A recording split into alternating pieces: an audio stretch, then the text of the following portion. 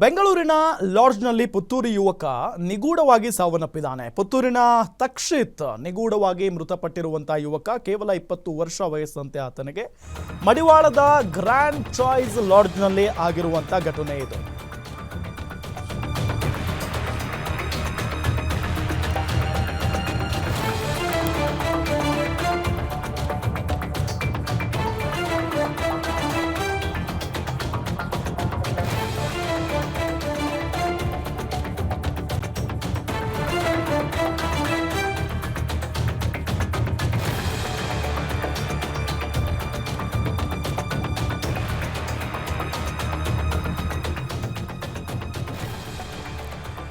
ಬೆಂಗಳೂರಿನ ಲಾಡ್ಜ್ನಲ್ಲಿ ಪುತ್ತೂರು ಯುವಕ ನಿಗೂಢವಾಗಿ ಸಾವನ್ನಪ್ಪಿದ್ದಾನೆ. ಪುತ್ತೂರಿನ ತಕ್ಷಿತ್ ನಿಗೂಢವಾಗಿ ಮೃತಪಟ್ಟಿರುವಂತಹ ಯುವಕ ಮಡಿವಾಳದ ಗ್ರ್ಯಾಂಡ್ ಚಾಯ್ಸ್ ಲಾಡ್ಜ್ನಲ್ಲಿ ಆಗಿರುವಂತಹ ಘಟನೆ ಇದು.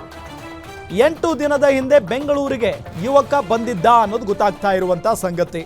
ಪ್ರೇಯಸಿಯೊಂದಿಗೆ ಬೆಂಗಳೂರಿಗೆ ಬಂದಿದ್ದ ಈ ತಕ್ಷಿತ್ ಅನ್ನೋ ಯುವಕ 8 ದಿನ ಲಾಡ್ಜ್ನಲ್ಲೇ ಇಬ್ಬರು ಲವರ್ಗಳು ವಾಸವನ್ನ ಮಾಡಿಕೊಂಡಿದ್ರು. 9ನೇ ದಿನ ನಿಗೂಢವಾಗಿ ಲಾಡ್ಜ್ನಲ್ಲಿ ಶವವಾಗಿ ಪತ್ತೆಯಾಗಿದ್ದಾನೆ ಈತ. ಪುತ್ತೂರು ಯುವಕ ತಕ್ಷಿತ್ ಇಲ್ಲಿ ಮೃತಪಟ್ಟಿರೋದು. 8 ದಿನಗಳ ಹಿಂದೆ ಆತ ತನ್ನ ಗರ್ಲ್ ಫ್ರೆಂಡ್ ಜೊತೆಗೆ ಬೆಂಗಳೂರಿಗೆ ಬಂದಿರ್ತಾನೆ. ಆ ಒಂದು ಲಾಡ್ಜ್ನಲ್ಲಿ ಮಡಿವಾಳದಲ್ಲಿರುವಂಥ ಗ್ರ್ಯಾಂಡ್ ಚಾಯ್ಸ್ ಲಾಡ್ಜ್ ಅಲ್ಲಿ ಆತ 8 ದಿನಗಳಿಂದ ಆತನ ಪ್ರೇಯಸಿಯೊಂದಿಗೇನೆ ಇರ್ತಾನೆ. ನಿಮಗೆ CCTV ದೃಶ್ಯಗಳನ್ನು ತೋರಿಸ್ತಾ ಇದ್ದೀವಿ. ತಕ್ಷಿತ್ ಮತ್ತು ಆತನ ಗರ್ಲ್ ಫ್ರೆಂಡ್ ಇಬ್ಬರೂ ಕೂಡ ಓಡಾಡ್ತಾ ಇರುವಂಥ ಅವರ ಚಲನವಲನದ ದೃಶ್ಯ ಅದು. ಸೊ ಹೋಟೆಲ್ ಮುಂಭಾಗ, ಹೋಟೆಲ್ ಒಳಗಡೆ ಎಲ್ಲ ಕಡೆ ಅವರು ಓಡಾಡಿರೋದು CCTV ಕ್ಯಾಮರಾದಲ್ಲಿ ಸೆರೆಯಾಗಿದೆ. ಆ ನಿಟ್ಟಿನಲ್ಲಿ 8 ದಿನಗಳ ಕಾಲ ಇಬ್ಬರು ಒಂದೇ ರೂಮಿನಲ್ಲಿ ಇರ್ತಾರೆ. 9ನೇ ದಿನ ಆತ ಸಾವನ್ನಪ್ಪಿದ್ದಾನೆ.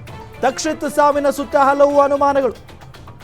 ವಿರಾಜಪೇಟೆಯ ಪ್ರೇಯಸಿ ಪ್ರಿಯಾಂಕಾ ಜೊತೆ ತಕ್ಷಿತ್ ಬಂದಿದ್ದ.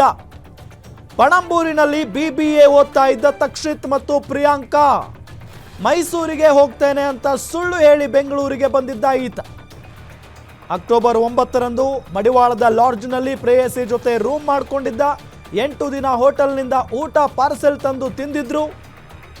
ನಿನ್ನೆ ಊಟ ಮಾಡಿದ ಬಳಿಕ ಫುಡ್ ಪಾಯ್ಸನ್ ಆಗಿತ್ತು. ಮೆಡಿಕಲ್ ಶಾಪ್ನಿಂದ ಮಾತ್ರೆ ತಂದು ಇಬ್ಬರೂ ಕೂಡ ನುಂಗಿದ್ರು. ಸ್ವಲ್ಪ ಹೊತ್ತು ರೆಸ್ಟ್ ಮಾಡಿ ಲಾಡ್ಜ್ನಿಂದ ಪ್ರಿಯಾಂಕಾ ತೆರಳಿದ್ರು ಅನ್ನೋದು ಗೊತ್ತಾಗ್ತಾ ಇರುವಂತಹ ಸಂಗತಿ. ರೂಮಿನಲ್ಲೇ ಇದ್ದ ತಕ್ಷಿತ್ ಮಲಗಿದ್ದಲ್ಲೇ ಹೆಣವಾಗಿ ಹೋಗಿದ್ದ. ಬೆಳಗ್ಗೆ ಬಾಗಿಲು ತೆಗೆಯದಿದ್ದಾಗ ಲಾಡ್ಜ್ ಸಿಬ್ಬಂದಿಗೆ ಅನುಮಾನ ಬರುತ್ತೆ. ಮಾಸ್ಟರ್ ಕೀ ಬಳಸಿ ಡೋರ್ ಓಪನ್ ಮಾಡಿದಾಗ ತಕ್ಷಿತ್ ಶವವಾಗಿ ಪತ್ತೆಯಾಗಿದ್ದಾನೆ. ಮೇಲ್ನೋಟಕ್ಕೆ ತಕ್ಷಿತ್ಗೆ ಹೃದಯಾಘಾತ ಆಗಿರುವಂತಹ ಶಂಕೆ ಇದೆ. ಪ್ರಕರಣ ದಾಖಲಿಸಿಕೊಂಡು ತನಿಖೆಯನ್ನ ನಡೆಸ್ತಾ ಇದ್ದಾರೆ ಪೊಲೀಸ್ನವರು. ಈಗ ಈ ರೀತಿಯಾದಾಗ ಸಿಕ್ಕಾಪಟ್ಟೆ ಅನುಮಾನಗಳು ವ್ಯಕ್ತವಾಗ್ತವೆ. ಎಲ್ಲೋ ಇದ್ದಂಥ ಇಬ್ರು ಲವರ್ಸ್ ಬೆಂಗಳೂರಿಗೆ ಬರ್ತಾರೆ. ಬೆಂಗಳೂರಿಗೆ ಬಂದು ಹೋಟೆಲ್ನಲ್ಲಿ 8 ದಿನಗಳ ಕಾಲ ಇದ್ದು ಅದಾದ ನಂತರ ಪ್ರೇಯಸಿ ಹೋಗ್ತಾಳೆ. ಪ್ರೇಯಸಿ ಹೋದ ನಂತರ ಈತ ಅದೇ ರೂಮ್ನಲ್ಲಿ ಮೃತಪಡ್ತಾನೆ ಅಂದಾಗ ಆಕೆಯ ಮೇಲೂ ಕೂಡ ಅನುಮಾನ ಮತ್ತು ಬಹಳಷ್ಟು ರೀತಿಯಲ್ಲಿ ಈಗ ತನಿಖೆ ಆರಂಭ ಆಗಿದೆ. ಇದೇ ವಿಚಾರಕ್ಕೆ ಸಂಬಂಧಪಟ್ಟಂತೆ ಡೀಟೇಲ್ಸ್ ಕೊಡ್ತಾರೆ ನಮ್ಮ senior crime reporter Ajay Kumar ಸಂಪರ್ಕದಲ್ಲಿದ್ದಾರೆ. ಅಜಯ್ ಕುಮಾರ್, ಯಾರಿವರು, ಯಾವಾಗ ಬೆಂಗಳೂರಿಗೆ ಬಂದಿದ್ರು, ಏನ್ ಕತೆ ಇದು, ಡೀಟೇಲ್ಸ್ ಕೊಡ್ತಾ ಹೋಗೋದಾದ್ರೆ? ಖಂಡಿತವಾಗ್ಲೂ ರಾಮ್, ಈಗಾಗ್ಲೇ ಏನು ತಕ್ಷಿತ್ ಅಂತ ಹೇಳಿ ಓರ್ವ ವಿದ್ಯಾರ್ಥಿ ಏನಿದ್ದಾನೆ, ವಿದ್ಯಾರ್ಥಿ ಜೊತೆಗೆ ಆಕೆಯ ಗರ್ಲ್ ಫ್ರೆಂಡ್ ಏನಾದ್ರೆ ಇಬ್ರು ಕೂಡ ಮಡಿಕೇರಿ ಮೂಲದವರು ಅಂತ ಗೊತ್ತಾಗಿದೆ. ಮಡಿಕೇರಿ ಮೂಲದವರಾಗಿದ್ದು ಇಬ್ರು ಕೂಡ ಬೆಂಗಳೂರಿನಲ್ಲಿ ಕೆಲಸ ಇದೆ ಅಂತ ಹೇಳಿ ಅವ್ರಿಬ್ರು ಕೂಡ ಬಂದಿರುವಂತದ್ದು. ಅದರಲ್ಲಿ ಅವ್ರಿಬ್ರು ಸಿಗ್ತೀವಿ ಅಂತ ಹೇಳಿ ಯಾರಿಗೂ ಕೂಡ ಅವರ ಮನೆಯವ್ರಿಗೂ ಕೂಡ ಹೇಳಿಲ್ಲ. ಸೊ ಹೀಗಾಗಿ ಅವ್ರಿಬ್ರು ಕೂಡ ಬಂದು ಮಡಿವಾಳ ಪೊಲೀಸ್ ಠಾಣಾ ವ್ಯಾಪ್ತಿಯಲ್ಲಿರುವಂತಹ ಒಂದು ಲಾಡ್ಜ್ ನಲ್ಲೂ ಕೂಡ ಅಕ್ಟೋಬರ್ 9ನೇ ತಾರೀಕು ಕೂಡ ಪ್ರತಿದಿನ ಕೂಡ ಕಳೆದ ಒಂದು 7-8 ದಿನಗಳಿಂದನೂ ಕೂಡ ಅದೇ ರೂಮ್ ನಲ್ಲೂ ಕೂಡ ಇಬ್ರು ವಾಸ ಇರ್ತಾರೆ. ಆದ್ರೆ ಇದ್ದಕ್ಕಿದ್ದಂತೆ ಕಳೆದ 2 ದಿನಗಳ ಹಿಂದೆ ಆತ ಏನು ಸಾವನ್ನಪ್ಪಿದ್ದಾನೆ. ಇನ್ನೇನು ಆತ ಸಾವನ್ನಪ್ಪಕ್ಕೂ ಮುಂಚೆ ಅಂದ್ರೆ ಗುರುವಾರ ಏನಿದೆ ಆ ಯುವತಿ ಏನಿದ್ದಾರೆ ಆಕೆ ಕೂಡ ರೂಮ್ ಅನ್ನ ಖಾಲಿ ಮಾಡ್ಕೊಂಡು ಕೂಡ ಹೋಗಿರುವಂತದ್ದು. ಅಂದ್ರೆ ಅವಳಿ ಏನೋ ಬೇರೆ ಪ್ರಾಬ್ಲಮ್ ಇತ್ತು ಅಂತ ಹೇಳಿ ಆಕೆ ಕೂಡ ಈಗಾಗಲೇ ರೂಮ್ ನ ಖಾಲಿ ಮಾಡಿ ಹೋಗಿದ್ದಾಳೆ. ಆ ನಂತರ ಆ ಒಂದು ದಿನ ಕಳೆದ ನಂತರ ಈತ ಕೂಡ ಅದೇ ರೂಮ್ ನಲ್ಲೂ ಕೂಡ ಸಾವನ್ನಪ್ಪಿರುವಂತದ್ದು ಈಗಾಗಲೇ ಸಾಕಷ್ಟು ಅನುಮಾನಕ್ಕೂ ಕೂಡ ವ್ಯಕ್ತವಾಗ್ತಿರುವಂತದ್ದು 2-3 ಆಂಗಲ್ ಅಲ್ಲೂ ಕೂಡ ಪೊಲೀಸರು ಈಗಾಗಲೇ ತನಿಖೆ ಕೂಡ ಮಾಡ್ತಾ ಇದ್ದಾರೆ. ಒಂದು ಯುವತಿ ಹೋಗಿರುವಂತದ್ದು ಒಂದು ಅನುಮಾನ ವಿಚಾರಗಳಾದ್ರೆ, ಇನ್ನೊಂದು ಆತ ಫುಡ್ ತರಿಸಿರ್ತಾರೆ ಒಂದಿನ ಇಬ್ರು. ಆ ಫುಡ್ ತರಿಸಿದಂತ ಸಂದರ್ಭದಲ್ಲಿ ಅವ್ರಿಬ್ರಿಗೂ ಕೂಡ ರೀತಿ ಫುಡ್ ಪಾಯ್ಸನ್ ಕೂಡ ಆಗಿದೆ ಅಂತಾನು ಕೂಡ ಹೇಳಲಾಗ್ತಿರುವಂತದ್ದು.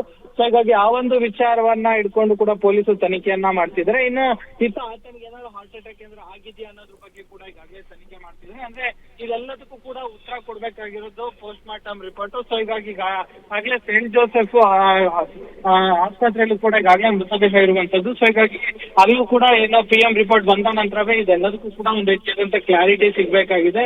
ಈಗಾಗಲೇ ಹುಡುಗನ ಕಡೆ ಪೋಷಕರಿಗೂ ಮತ್ತೆ ಹುಡುಗಿಯ ಕಡೆ ಪೋಷಕರಿಗೂ ಕೂಡ ಈಗಾಗಲೇ ಮಾಹಿತಿಯನ್ನು ಕೂಡ ನೀಡಿರುವಂತದ್ದು. ಸದ್ಯ ಮೇಲ್ನೋಟಕ್ಕೆ ಹಾರ್ಟ್ ಅಟ್ಯಾಕ್ ಅಂತ ಹೇಳ್ತಿದ್ದಾರೆ. ಜೊತೆಗೆ ಕೆಲವೊಂದು ಹೋಟ್ಲಿಂದ ತರಿಸ್ಕೊಂಡು ಊಟ ಮಾಡಿದಂತ ಪಾಯ್ಸನ್ ಅಂತಾನು ಕೂಡ ಸದ್ಯ ಹೇಳ್ತಿದ್ದಾರೆ. ಮುಂದಿನ ದಿನಗಳಲ್ಲಿ ರಿಪೋರ್ಟ್ ಬಂದ ನಂತರದಲ್ಲಿ ಯಾವ ವಿಚಾರವಾಗಿ ಈ ವಿದ್ಯಾರ್ಥಿ ಏನು ಸಾವನ್ನಪ್ಪಿದ್ದಾನೆ ಅನ್ನೋದು ಬೆಳಕಿಗೆ ಬರ್ಬೇಕಾಗಿದ್ದಾರೆ. ಓಕೆ ಥ್ಯಾಂಕ್ ಯು ತಮ್ಮೆಲ್ಲ ಮಾಹಿತಿಗಾಗಿ ಅಜಯ್.